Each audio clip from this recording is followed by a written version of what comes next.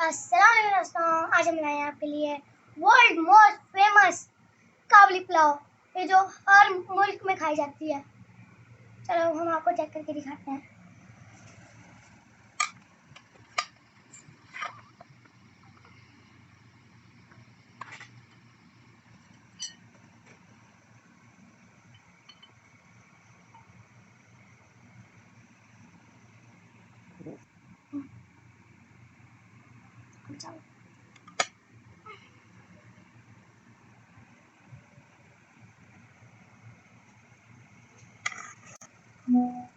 ये गाजर और किशमिश डेकोरेशन भी होती है और जायके के लिए भी।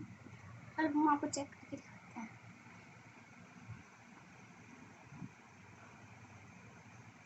ये तो हलवा लग रहा है।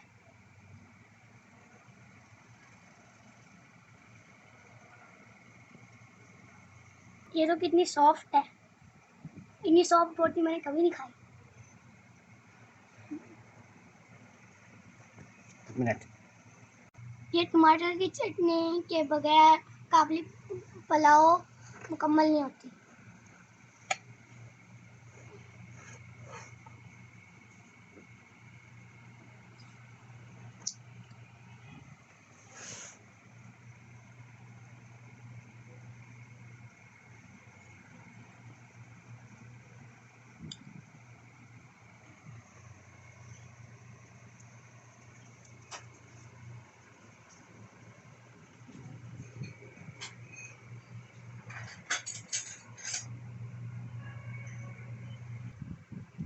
हाय हाय, मज़ा आ गया इसको।